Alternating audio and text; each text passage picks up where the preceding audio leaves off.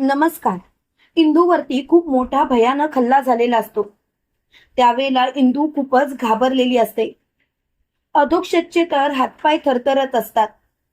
तो म्हणत असतो, इंदू तुला जोरात लागलंय, आपण डॉक्टरांकडे जाऊया. तेव्हा इंदू बोलते, नाही, त्याची काही गरज नाही. खरं सांगू का, तू एक गोष्ट समजून घे आदू, मला तुझ्याशिवाय आता कोणाचाही विचार करायचा नाही. तू असा विचारच का करतोयस? आदू प्लीज समजून घेशील तर बरं होईल. तेव्हा मात्र आदू खूपच चिडलेला असतो. त्यावेळेला आदू मोठ्याने बोलतो, इंदू आता गप्प बस, आता या विषयावर बोलू नकोस. तू जर का आता या विषयावर बोलत बसलीस तर उगाचच वाद वाढायचा. आणि आता काही झालं तरी सुद्धा मला कोणताही वाद वाढवायचा नाही. प्लीज शांत बसशील का? आणि तो तिला उचलणार तेवढ्यात मोठ्या बाईंचा फोन अधोक्षजच्या फोनवरती येतो. तेव्हा अधोक्षज फोन उचलतो आणि बोलतो, बोल ना आई. तेव्हा मात्र मोठ्या बाई बोलतात, अधोक्षज जिथे कुठे असशील तिथून त्या पोरीला घे आणि लवकरात लवकर विठूच्या वाडीला परत निघून ये. हे ऐकताच अधोक्षज म्हणतो, आई काय झालं? आई तू अशी का वागतेस? मला खरंच कळत नाही. आई प्लीज जे काही असेल ते स्पष्टपणे बोल बघू. तेव्हा लगेच मोठ्या बाई म्हणतात, तुला सांगितलेलं कळत नाही का अधोक्षज? लवकरात लवकर त्या पोरीला घे आणि विठूच्या वाडीला परत निघून ये. तेव्हा मात्र अधोक्षज नाईलाज असतं मोठ्या बाईंना बोलतो, हो आई मी आलोच, तू काळजीच करू नकोस. शेवटी अधोक्षज इंदूला सांगतो, चल आपल्याला गावी निघायला पाहिजे. त्यावेळेला इंदू बोलते, काय झालं? सगळं व्यवस्थित आहे ना? तेव्हा लगेच अधोक्षज बोलतो, मला नाही माहिती काय झालंय ते, पण आपल्याला लवकरात लवकर गावी निघायचं आहे. आईचा फोन आला होता तर इकडे व्यंकू महाराज मोठ्या बाईंना म्हणत असतात, वहिनी अहो काय झालंय काय? तुम्ही असं का वागताय? एवढ्या तातडीने त्या मुलांना का बोलावून घेतलं? अहो मुलं तर दर्शनाला गेली होती ना.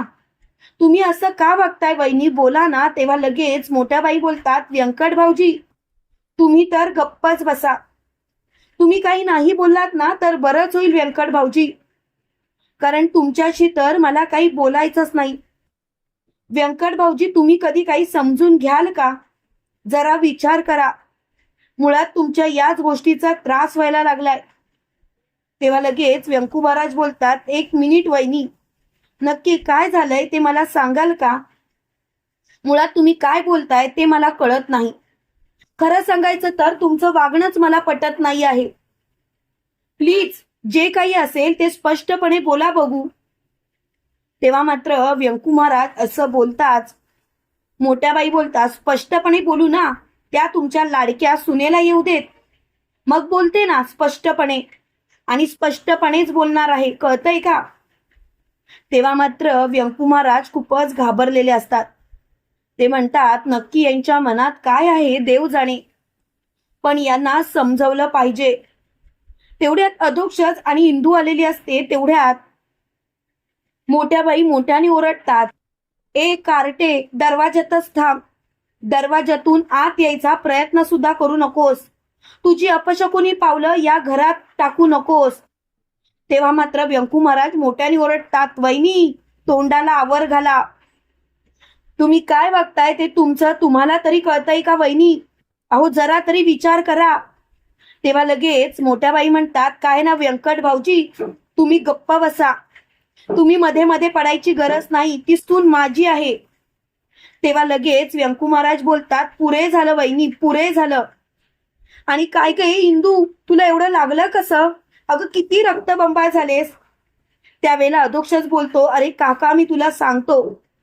आणि तो तिला आतमध्ये घेऊन येत असतो. त्यावेळेला मोठ्या बाई ओरडतात, अधोक्षज ऐकलं नाहीस का? तेव्हा लगेच अधोक्षज बोलतो, आई पुरे, जे काही असेल ते शांतपणे बोल. एवढ्या मोठमोठ्यानी तमाशा करायची गरज नाही. आणि आई खरं सांगू का, तू का असं वागतेस तेच कळत नाही. प्रत्येक वेळेला तुझं वागणं चुकीचं आहे असं नाही का वाटत? प्लीज आई शांत हो. तेव्हा मात्र मोठ्या बाई खूपच चिडलेल्या असतात. मोठ्या बाईंना खूपच राग आलेला असतो. मोठ्या बाई मोठ्याने बोलतात, पुरे झालं, मला कोणाचं काहीच ऐकायचं नाही. आणि आता मला कोणाचं काहीच ऐकण्यात इंटरेस्ट नाही. एकच गोष्ट लक्षात ठेवायची, ती म्हणजे काही झालं तरी मी कोणालाही माफ करत नाही आणि मला कोणालाही माफ करायची इच्छा नाही. पुरे करा आता हे सर्व. तेव्हा मात्र व्यंकू महाराज बोलतात, वहिनी बस झाला आता, नंतर तमाशा करू शकता हा. तिला आधी किती लागलंय ते बघा. आणि शेवटी व्यंकू महाराज इंदूला आतमध्ये आणतात. तेव्हा मात्र इंदूला मोठ्या बाई जोरात ढकलून देतात. त्यावेळेला व्यंकू महाराजांचा राग अनावर होतो आणि व्यंकू महाराज मोठ्या बाईंवरती आवाज चढवतात आणि मोठ्या बाईंना म्हणतात, काय चाललंय वहिनी तुमचं? वहिनी मला कळतंय ना तुम्ही इंदूचा राग करता, अहो पण जरा तरी मर्यादा ठेवा ना. असं वागून तुम्हाला काय मिळतंय मला खरंच कळत नाही. वहिनी तुमच्या या गोष्टीचा खरंच राग यायला लागला या. खरं सांगायचं तर प्रत्येक वेळेला तुम्ही असं काही वागता ना की बस. तेव्हा लगेच मोठ्यानी इंदू बोलते, व्यंकू महाराज जाऊ देत ना. काय झालंय मोठ्या बाई, तुम्ही अशा का वागताय माझ्याशी सांगा.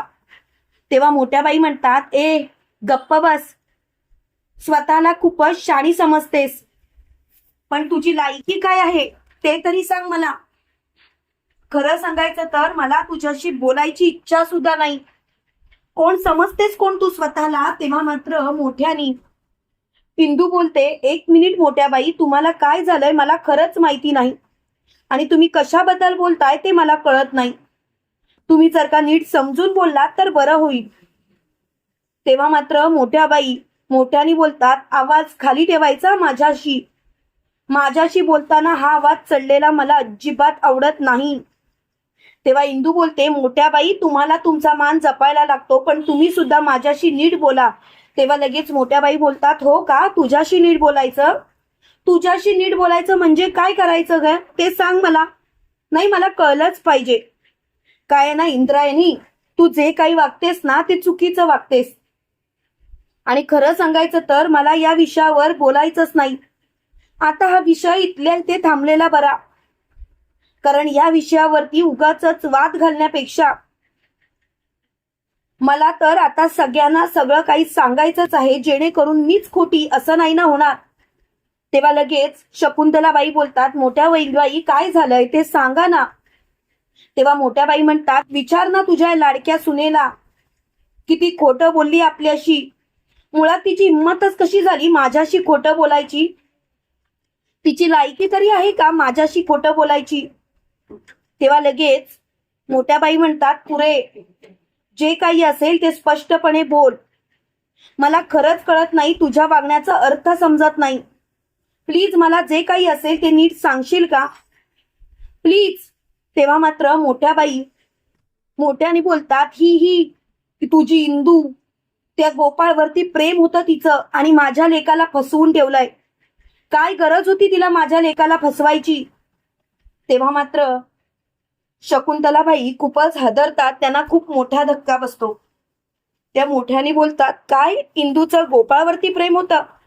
तुम्हाला काय वाटतं मित्रांनो, खरोखर व्यंकू महाराज आणि शकुंतलाबाई गोपाळ इंदूला समजून घेतील का आणि अधोक्षज इंदूच्या पाठीशी ठाम उभा राहील का? कमेंट करून नक्की कळवा आणि असेच मालिकेंचे नवनवीन अपडेट पाहण्यासाठी व्हिडिओला लाईक आणि चॅनलला सबस्क्राईब करायला विसरू नका. थँक्यू.